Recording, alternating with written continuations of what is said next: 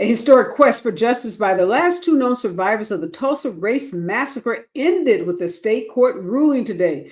The Oklahoma Supreme Court affirmed a lower court's dismissal of the lawsuit of the plaintiffs, Leslie Benningfield Randall and Viola Ford Fletcher, plaintiffs who had sued the county of Tulsa, Oklahoma, based on the injuries they sustained as children during the 1921 Tulsa Race Massacre, a massacre where over 300 people were killed and thousands, tens of thousands of dollars of property was lost as African Americans in Tulsa were targeted by white residents.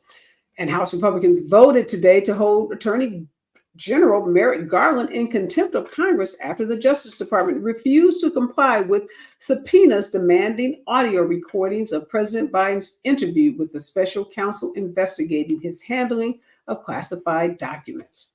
And Southern Baptists voted today to oppose the use of in vitro fertilization. The vote was an indication that ordinary evangelicals are increasingly open to arguments that equate embryos with human life. And that 2 years after the overturning of Roe v. Wade, fetal personhood may be the next front for the anti-abortion movement.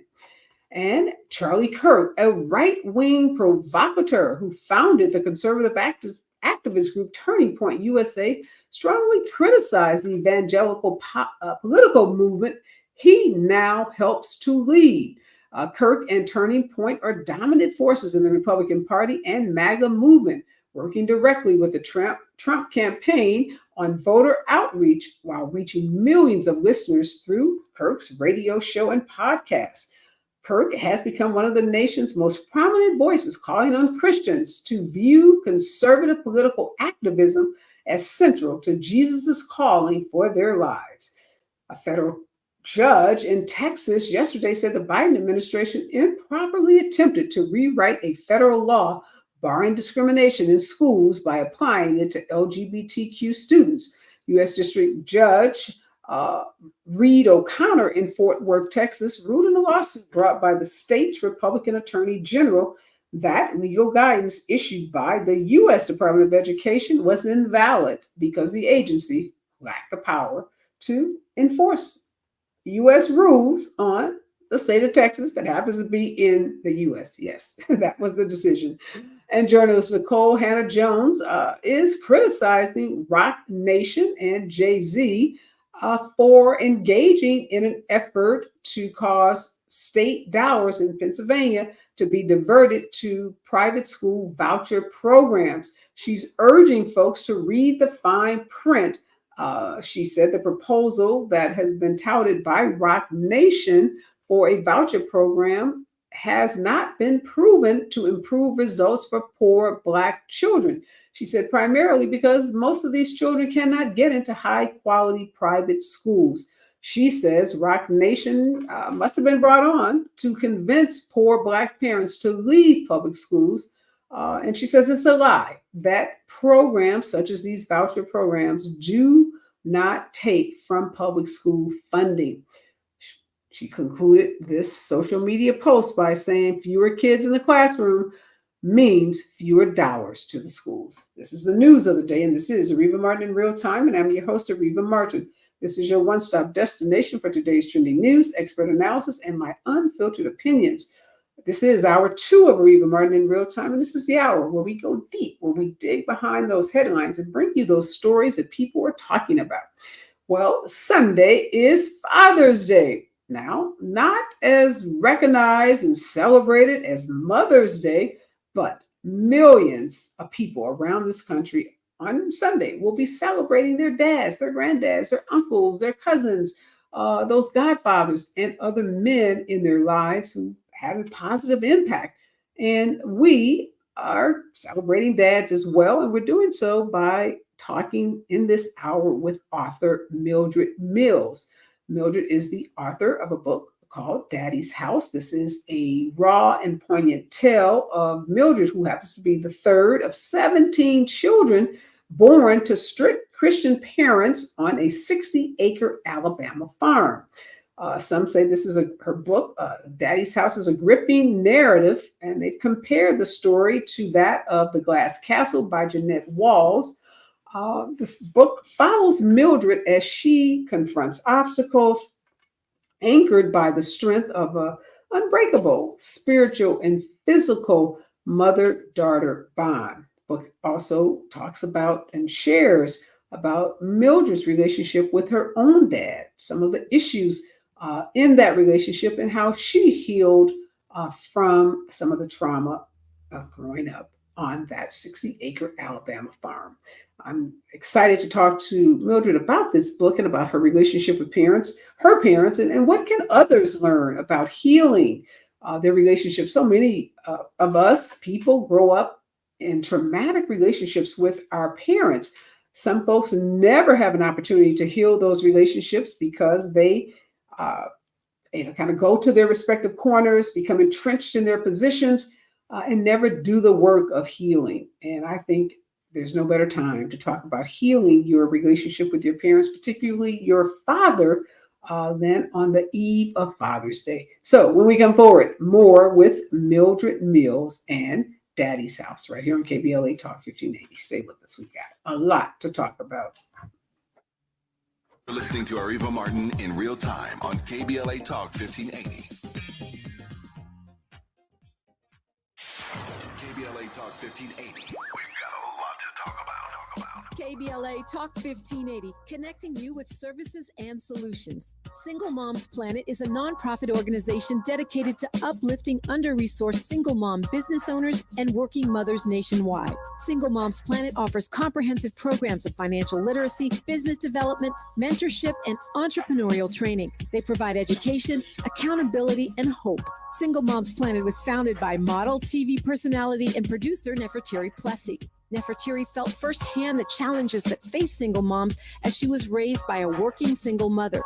She learned that the most disadvantaged group in the United States are single mom families. According to the U.S. Census, 30% live under the poverty line. So she decided to do something about it, along with co-founder Cole Patterson. Their goal is to end the poverty cycle in single mother households through education, opportunity, and networking, providing family and child enrichment programs for under-resourced single-parent families. Single Moms Planet serves over 10,000 single moms and their children each year. Studies show that business development and financial literacy provide a positive environment for children and families, exposing them to new possibilities and opportunities. To attend one of their fun events, make a donation, or get more information, or if you need help as a single mom, please visit singlemomsplanet.org. That's singlemomsplanet.org. This is a community call to action from KBLA Talk 1580.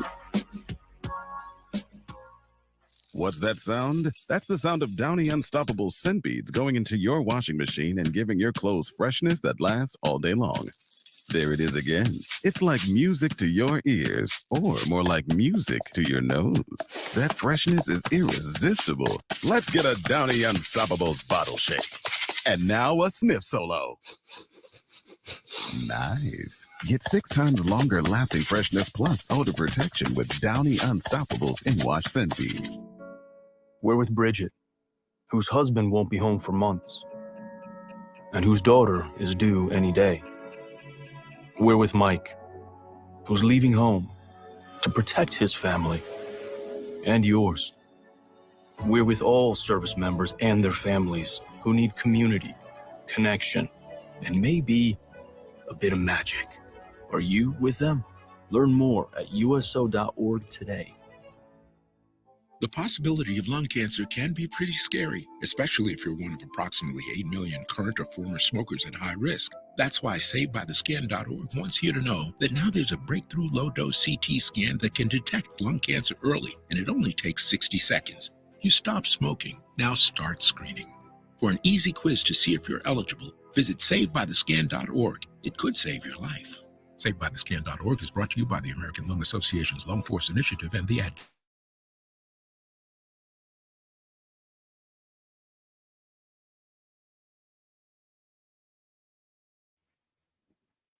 We are back, and in this hour, we are paying tribute to fathers because Sunday is Father's Day. And I'm joined by Mildred Mills. She is the author of Daddy's House. Welcome to the show, Mildred, and thank you for joining me. I want to read something about this book and about your story that I found on the internet. It said, "There's nothing more crushing than being a 20-year-old pregnant, unmarried college dropout dependent on a welfare check. It's even sadder being Black and in such a predicament. Daddy's House tells a raw and poignant tale of Mildred, the third of 17 children born to strict Christian parents on a 60-acre Alabama farm. The gripping narrative, often compared to the compelling story of the Castle by Jeanette Walls, follows Mildred as she boldly confronts obstacles anchored by the strength of an unbreakable spiritual and physical mother-daughter bond." So, Mildred, when I read that uh, blurb about your book, Daddy's House, it ends by talking about the strength from your spiritual and physical bond with your mother. But the book is entitled Daddy's House. So, talk to me about your relationship with your father, because this is the eve of Father's Day, and we are celebrating dads. And I hope in this hour will inspire and encourage those folks that maybe have a fractured or strained relationship with their father. So tell me about your relationship with your dad. My relationship with my father was pretty, it could be tumultuous, but I tell you, it was extremely strong. As a very little girl, I was probably 5 years old when he made me a businesswoman. I was He had a milk route, and I kept his books at age 6. He gave me a pencil and a piece of paper and said, "You're going to keep track of my customers." And I did. And he taught me how to be a businesswoman. But then there were also those times when he could be kind of cruel. But I had tremendous respect for my father. I didn't necessarily fear my father, but there were times when I was terrorized by him. So, but overall, he was an amazingly strong figure in my life. Well, let's talk, again. I know from again excerpts from the book, uh, you describe your father as it says you grew up picking cotton, attending church every Sunday, being sheltered by what you call your two starkly different parents, a soft and gentle mother, and a harsh, critical father prone to abuse. Mildred stared defiantly into her father's eyes as she took her last beating at age 18, dressed in a yellow prom dress. So talk, and I know eventually you've come to a place where you have a lot of respect for the lessons that your father taught you Right. as a strict Christian parent, but there were times in your relationship with your dad that you describe as being abusive, and you use the terms beatings that you received from your dad. So talk about those dark times, because obviously we can't fix what we don't acknowledge, and a lot of folks, I think, uh, would try to forget some of the difficult times they had with their parents, because it's just easier, right? Yes. To forget those times. But we know, and I've had a lot of psychologists on the show, that in order to really heal, you've got to be able to confront even those more difficult times in your relationships with your parents. So talk about those times that your dad was abusive. Absolutely. I wrote this book in order to heal from some of the things that I experienced with my father. I remember being a little girl. First time my earliest memory of what I would call um, abuse is I was 4 years old sitting on a chair. I had dressed myself for Sunday school because I had two older siblings, and I had three siblings younger than me when I was 4 years old. So nobody's paying me any attention. So I've dressed myself. I'm sitting there on that chair with my little legs. They're too short to hang over the chair. So my legs are on this chair. And I hear Dad coming through the dining room. He's singing Amazing Grace. And I look up and I smile and I think I'm going to get a compliment. I want a compliment. And he looks at me and he says, "I didn't know you were so stupid."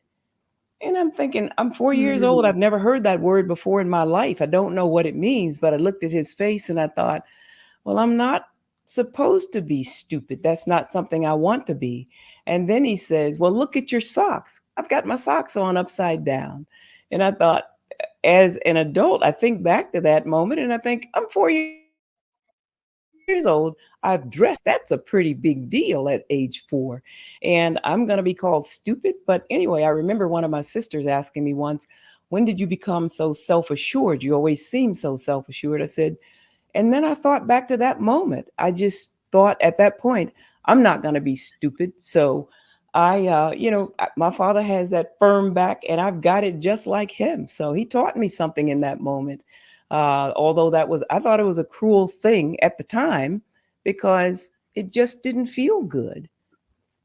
Mhm. And you describe in the book, again, very transparent, very honest, very raw, not just the what we'll call verbal abuse from your dad, but also physical abuse. Talk about the first time that you can remember your father striking or hitting you.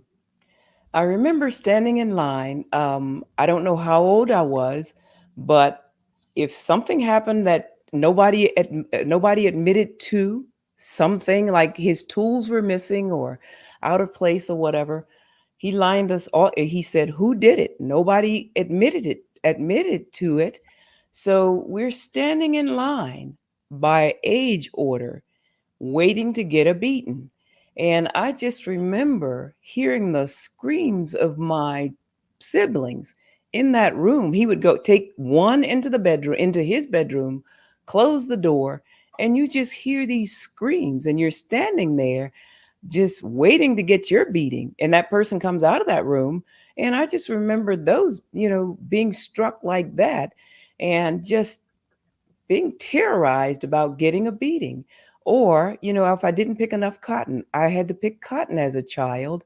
And it, we had a quota, and my quota was 225 pounds of cotton a day. And if I didn't pick that cotton at the end of the day, I got a beating. So, it was just those things that kind of terrorize you. And Mildred, what? And I know you had a very close relationship with your mother. You described that in Yes. the book. Where was your mother during this period when your dad was, using physical force, was hitting, was striking you and your siblings? What would she do? She didn't interfere. In fact, I asked her about that as an adult. Ask, why didn't you interfere on our behalf? And she said, well, I thought he was kind of rough. But after all, he was your father. That was her answer. But my father was also abusive to my mother. And, Mm. so I, I don't know if that's just the way some people behave, because since I've written this book, I've had classmates, and there were two people in particular who told me, two white gentlemen, that I was very surprised that this happens in their home. This one guy said, my mother was your father. The other one said, I didn't know Mm. your father, nor did you know my father, but they could have been brothers. So I don't know if this was a Mm. Southern thing, because it certainly, I've learned, was not just in my household that this happened. And we're not talking about other households. I know that. But I do know that, I don't know, but my mom was present. She was definitely present. But as she said, he was your father. And, that was his way of disciplining. Yeah. What is the, let's talk about that, the Southern thing, right? Hmm. Did you or any of your siblings, share? Like now, if a kid was hit at home, obviously they'd go to school, they'd talk about it, they'd tell your child protective services would be called. We know things were very different in that era, in that time period where you're growing up. You're on this big farm. Did you have contact with other kids? And did you all talk about what you now and your classmates have talked about as adults? Did you talk about those things as kids? With someone outside of our home? Do you Yes. mean? No, no, never. That's something I, Never. So you would never like tell another kid at school or someone you saw at church, my dad beat me, or I'm terrified that my dad is going to beat me. You were taught, I abs- assume you were taught to never ever share anything outside of your family's home. Well, we weren't taught that. I guess no one ever said what happens in this house stays in this house. It, I guess it, you just learn that. And I didn't know that that wasn't happening in other people's homes. I really didn't. I guess we all have our normal, whatever that is, and you live with it. But I surely would not have ever gone outside of that home and spoken of anything that was going on inside the home because we went to church every Sunday, and my father was the Sunday school teacher. He was the piano player. He was a deacon, and he was well respected outside of the home. And I felt extremely protected from outsiders inside that home. I really did. So no, I never opened my mouth to another child, not in the house or out of the house. We never even spoke to each other about being beaten, getting beaten by our Oh, by our. wow. So you and your siblings, No, you and your siblings didn't even talk about it amongst yourselves. no, we did not. We talk about it and actually laugh about it as adults. Having gone through that, and it's we somehow survived. My father said, I remember him telling my brothers once, "I'm beating you past the prison doors."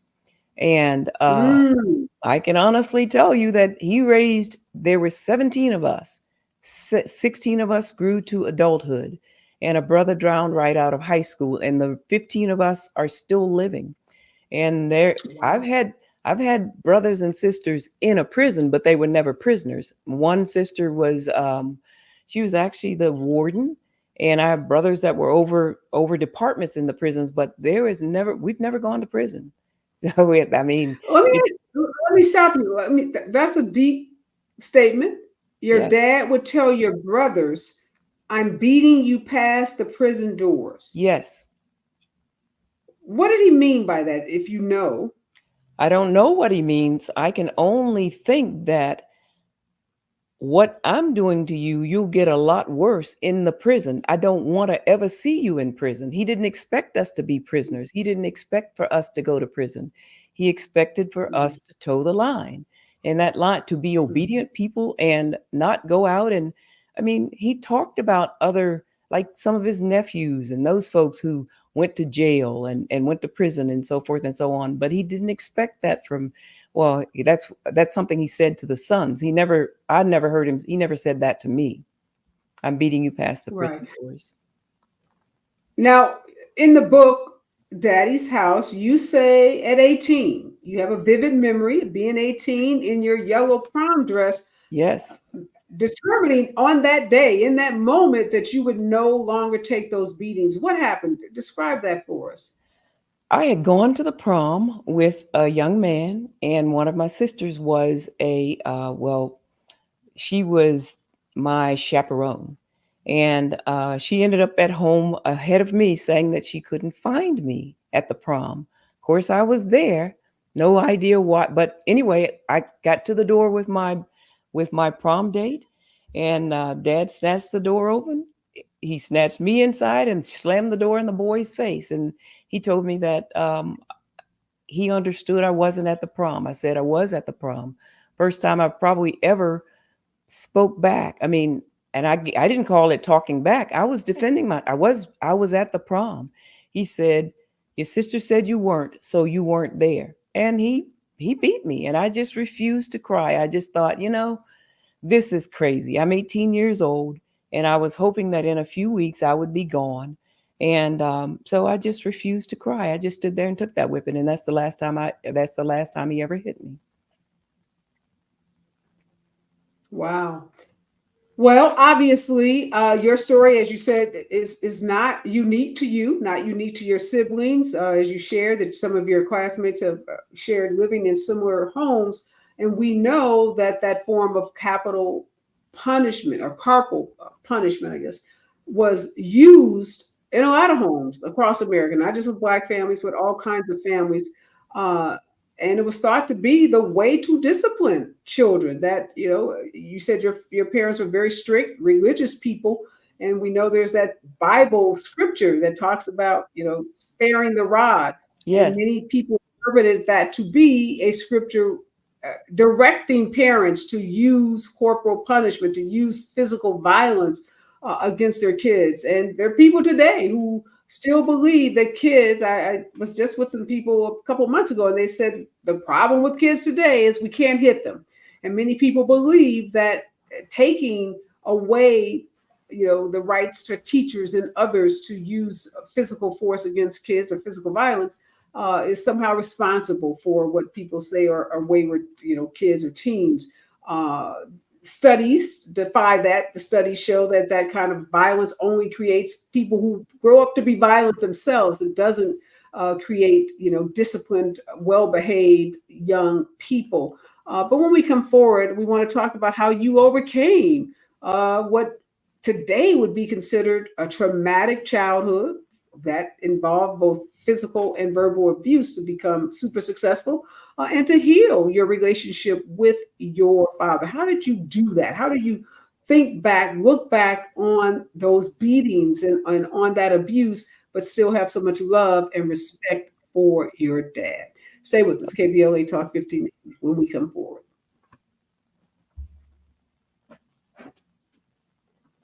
In real time when we come forward. I'm Amber Payton. Here's the latest on the Black Information Network. The White House is proposing new regulations that would stop medical debt from showing up on credit reports. Vice President Kamala Harris said the proposition would remove up to $49 billion in medical debt from over 15 million credit reports and would result in an extra 22,000 home loan approvals per year.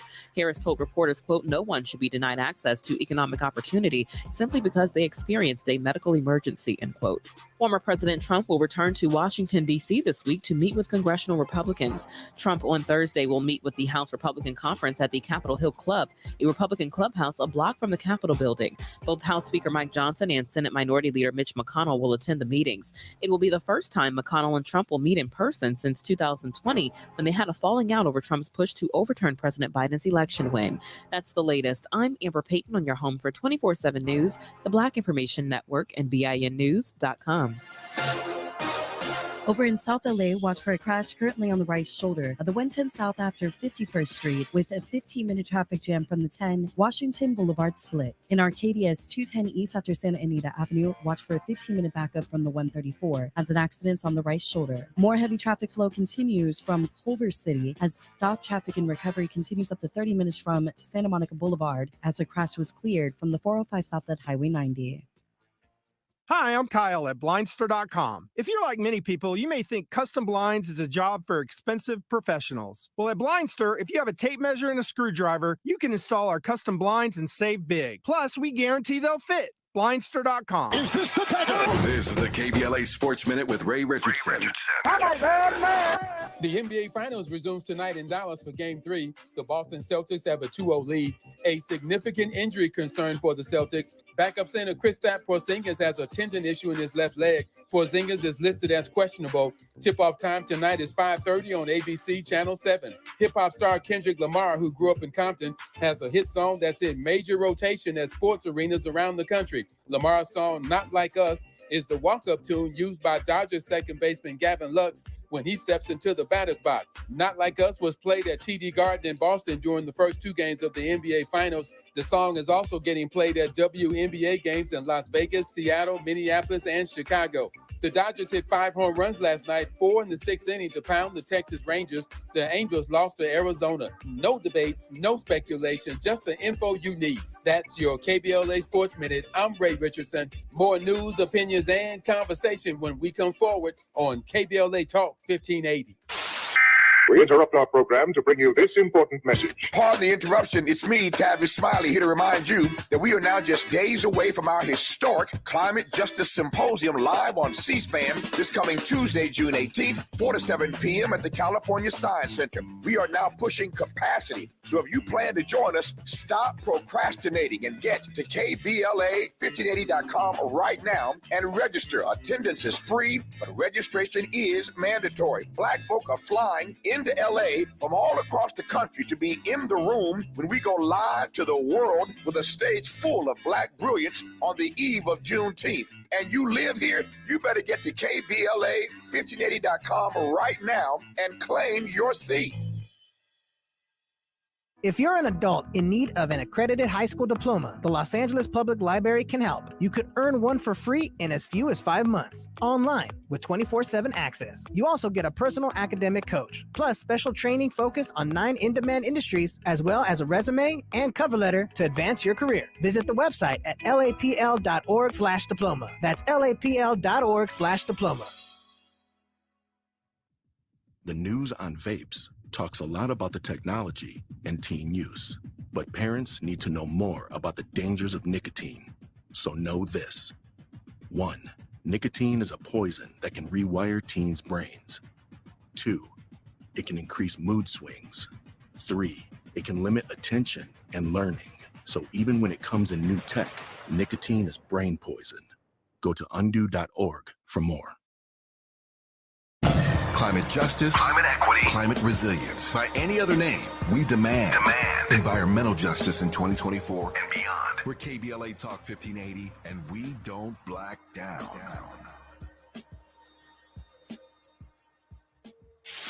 KBLA Talk 1580. We've got a lot to talk about. KBLA Talk 1580 believes in community empowerment. LA's 99 neighborhood councils form the grassroots level of the Los Angeles city government. The system was created to connect LA's diverse communities to City Hall. While neighborhood council board members are volunteers, they are also public officials elected to office by the members of their community. Neighborhood councils advocate on issues like homelessness, housing, land use, emergency preparedness, public safety, parks, transportation, and sustainability. They also provide local expertise on the delivery of city services to their various communities. Neighborhood councils are open to participation by anyone who is a part of the fabric of daily life in said community. This includes those who live, work, or own property or a business. If you are interested in stepping up to join your local neighborhood council, visit www.empowerla.org. That's empowerla.org. It's time to think globally, but act locally. This is a community call to action from KBLA Talk 1580.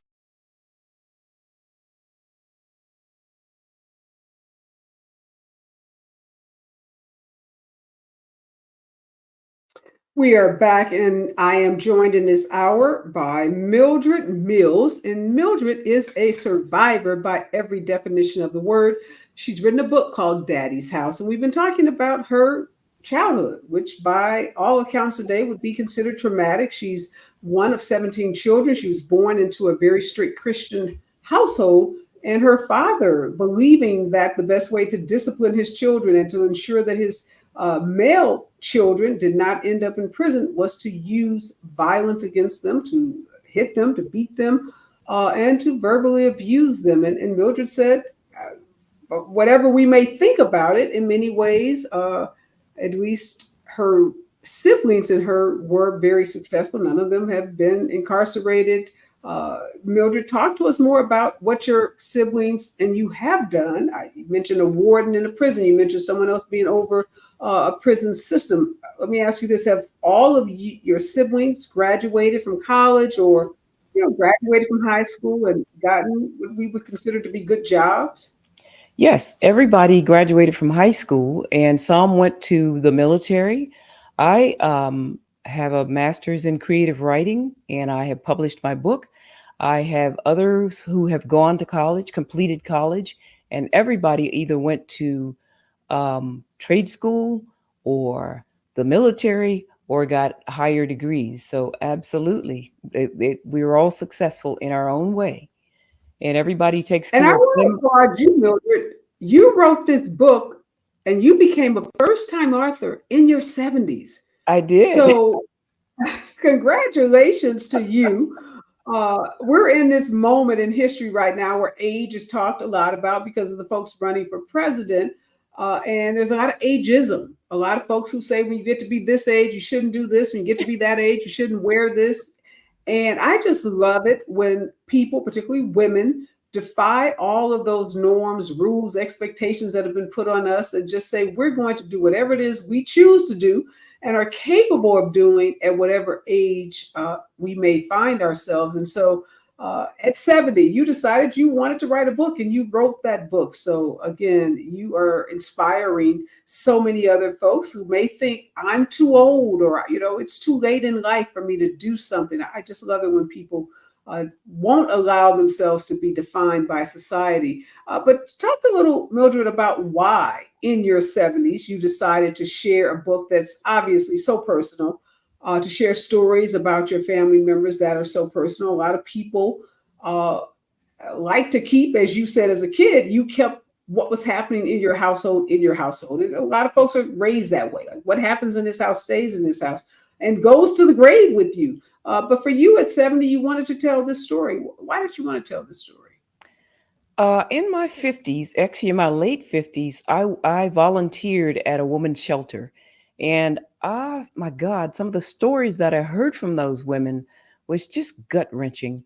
And I actually, every time I went in, those ladies were so excited to see me because they said I was such an inspiration because I would listen to them, first of all, and I would encourage them.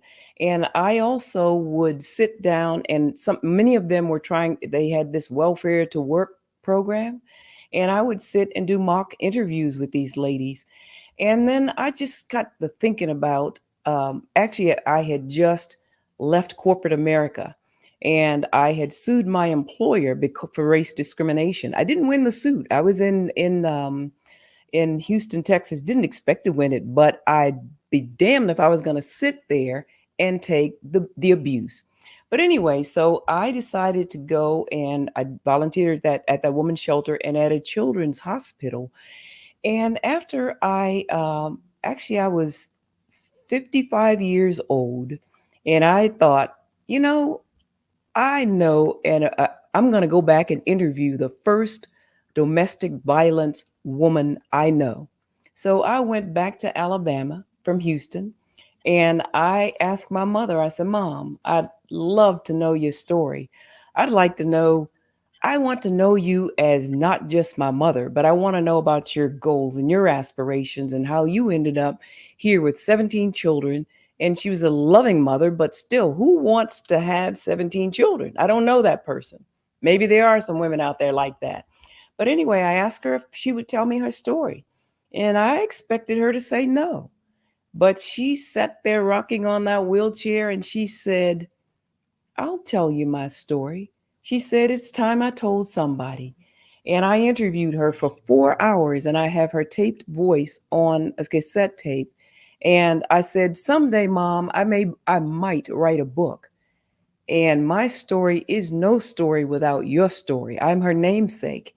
And I was very close to my mother. And before she passed, she was my dearest friend. But and I kept thinking about that. And this would have been a hard book to publish. I would have written it because I was already writing it. Hold on a second. In your mother's story, those 4 hours, did she recount incidents of being physically abused by your father? She did. The quote, I asked her a few questions. I said, listen, but after we got past how you grew up and what you loved and yada, yada, yada, I asked her what she intended to do. Why did you stay after knowing that you were in an abusive relationship? And she said, she had this answer that, I understood why she stayed. She said, I stayed because I didn't have a father in the home when I grew up. And I thought it would be nice for you to have your father around. And she said,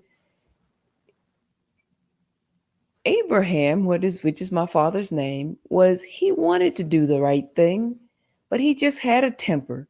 And she talked about how she had seen her mother pulling behind a mule and a plow all by herself because her mother divorced her father when my mother was probably 4 years old because she said he wasn't pulling his share. And she said she wanted her children to have a father in the home. And she didn't want to work that hard by herself. And she also said, well, where was I going with a house full of children? And I said, well, Mom, you didn't have a house full. You had one, and then you had another. You didn't have any twins. And so we had this conversation, and it was just an amazing conversation. And I knew that I was going to write this book, but I knew that I would probably not publish it as long as my parents were alive. Mm-hmm. But what did you learn, Mildred, now having talked to your mom, learned her story of abuse, having reflected on how your dad abused you and your siblings, but then working in that domestic violence shelter? I'm sure in that shelter you learned more about abusive relationships, how women can get out of those relationships, how they can stand up for themselves, how they can protect themselves. What are some of those lessons, and were there lessons from that shelter that help you heal your relationship with your father? Absolutely, there were. There were some of the lessons that I learned is some of these women were just so, they still, regardless of what these men, what they had gone through in their relationship, and some of them were actually abused by female women. I mean, some of them didn't have male relationships. They were in a female to female relationship. And what I learned is you can change if you're willing to work for it. You have to have it in your mind that you want.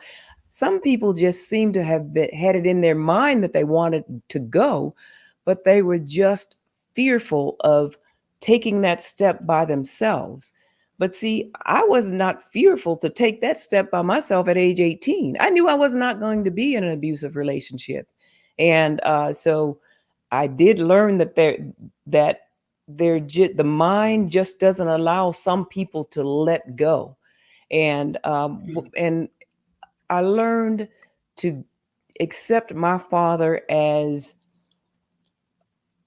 the man that he was. He was many, many things, and I could certainly judge him by his worst self, the things that I thought. And I have a podcast also, and I talk in one of those podcasts about the things I learned from my father. And I said I never wanted to judge him by his worst moments.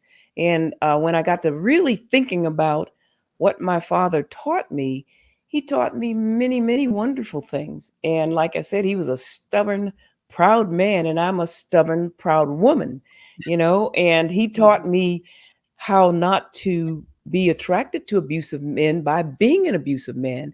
And I always said as a child that I would never have a husband like dad, nor would I be a wife like my mother.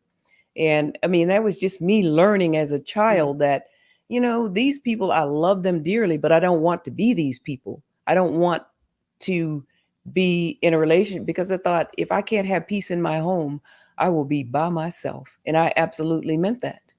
And, I've never been hit by a man in my life. And I just imagine, well, I did slap one once, and I was terrified after I did that. I thought, oh God, what if he hits me back? And I thought, well, I'm sure going to go scrapping if he does.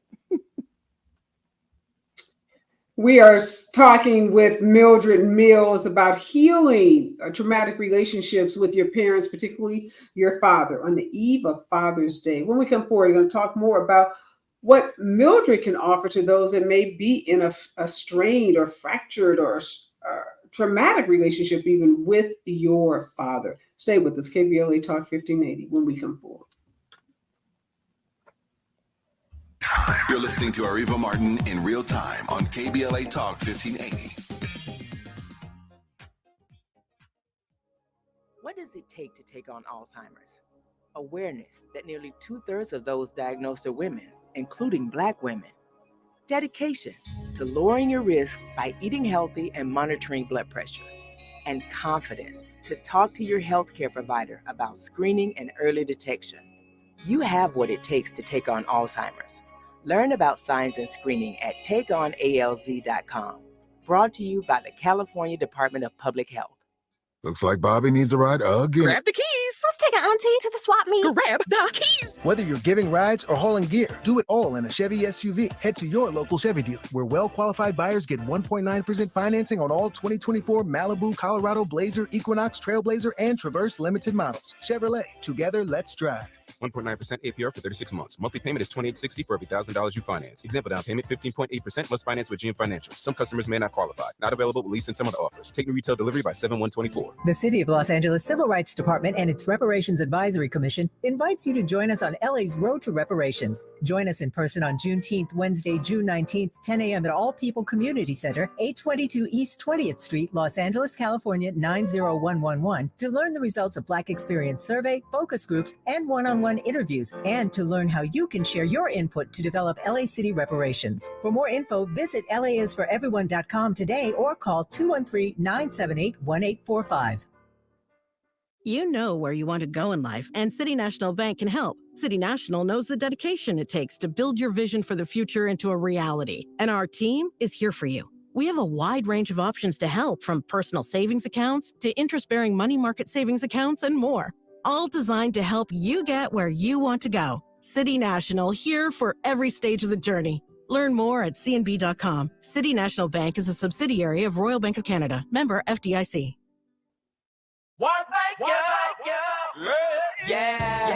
The California Crusader newspaper would like to thank all of our subscribers for their support throughout the years, proudly serving the South Los Angeles and South Bay areas for more than 40 years. The California Crusader is a multicultural, Black-owned, adjudicated newspaper that focuses on providing newsworthy information to the people in our community.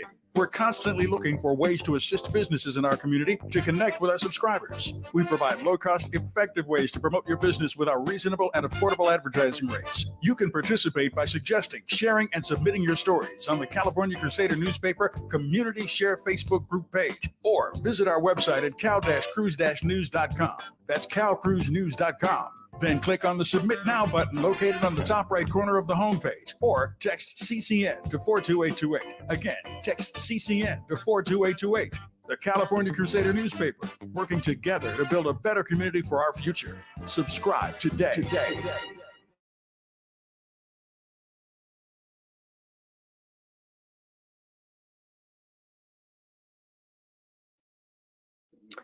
We are back, and Mildred Mills is talking about her book, Daddy's House. It is the eve of Father's Day. Father's Day is on Sunday. And Mildred had a very complicated, very difficult relationship growing up with her father. She's one of 17 kids, grew up on a big farm in Alabama. But despite the trauma, despite the physical violence in her relationship with her dad, she healed from that relationship and has a tremendous amount of respect for her dad, who is now deceased. Mildred, what advice do you have for someone that perhaps grew up in a home similar to yours, but yet harbors a lot of anger and resentment towards their father? What are some of the things you did to cause you to be able to respect your father in the way that you do, despite how he raised you and your siblings?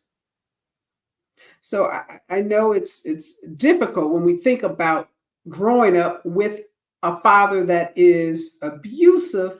For a lot of people, they can't get over it. They just, it ruins their relationship, not only with their dad, but with future relationships, future intimate partner relationships. A lot of women are unable to enjoy close relationships with men because of their relationship with their dad.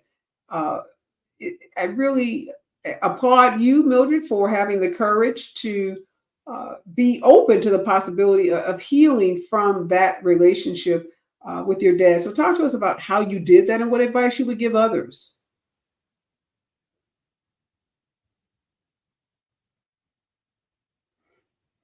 I think we're having some technical difficulties with Mildred's sound. We're going to get her back. But again, I just am so proud of her that she was able to not only heal her relationship with her dad, but had the courage to speak out about it, to talk about the bad parts of it, the parts that many folks would like to forget. And at a very young age, she made a determination that she would not be in an abusive relationship, that she would not gravitate to a man like her father. She said she didn't want to be her mother either, that she did not want to be in a relationship where she suffered abuse.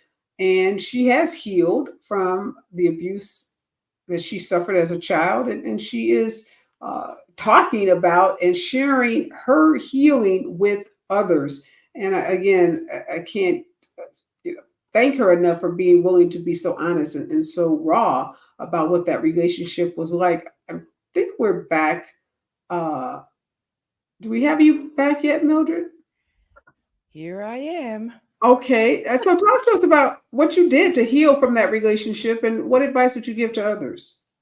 You know, the beautiful thing is my mother was one of those peaceful kind of people that she just always preached you she just preached peace, peace, peace. And of course we would get pretty upset with her about it. But I also know that I remember when I married the first time, I'm in my second marriage, my father was so upset that I was marrying a person that didn't have a job. I was in college, and he said, he's not good enough for you. And he told me that I should marry a doctor or a lawyer. And I thought I wouldn't marry a doctor or a lawyer if there was nobody else to marry, but just because my father said I should.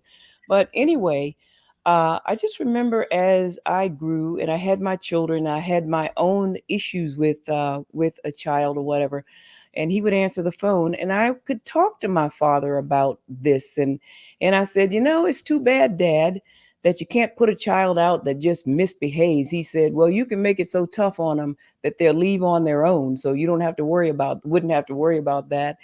But I have always loved my father because I thought that he was such a handsome man. And I always knew I never ever wondered where I was going to sleep at night. I never ever wondered whether I was going to have food to eat because we did our own food. We farmed and so forth and so on. And even as an adult, we still had a couple little run-ins, and I could actually speak up at that time. But I respected the fact that as my mother became ill, he was always there for her. He took care of my mother in her time of need, right up until the time she passed. And if I had asked my father for anything, which I was not going to, he would have given it to me. I know that he would have. And he loved my had it. My daughter is the first grandchild, and he thought that she hung the moon. He always said she's just like her mother. She's as smart as her mother. And so you know, when I look back on that childhood, and I knew that when I left there, I was never going back, I also know that what my parents taught me when I left that farm, I had everything I needed to be successful. They had taught me everything I needed to be successful. I knew how to work hard. I knew how to trust and believe in God, and so I'll never forget him being on his dying bed and me being there for 4 days. And I didn't know whether he knew me or not. And his name for me was Babe. He always called me Babe because my mother's name was Mildred and so was mine. So I guess he gave me a pet name, but everyone else called me Mildred. And I remember walking in that bedroom, Areva, and so many memories flooded back on me. I remembered being a little girl outside that door, knocking on the door to say, good morning, Dad and Mom. And then I went into the kitchen to prepare breakfast for everybody. And then, I mean, honestly, the pain of standing in that bedroom to get a beating, all those things came back. And I remember also being outside that room. And just before I was going to go to bed, I was staying there taking care of him for 4 days. And I heard this noise, a whimpering noise. And I walked inside and my father was crying. And but he had his head covered up with the covers. And he was saying the Lord's Prayer. And it was just about all I could do not to break down and cry because I thought, oh my God, I didn't know he still prayed before he went to sleep or whatever. And so at that moment, I said to myself, if I can love a stranger in the street and hand a stranger bread, and I would always take care of my father, I said, then I can forgive my father. Because if you say that you love God and you hate your brother, you're a liar.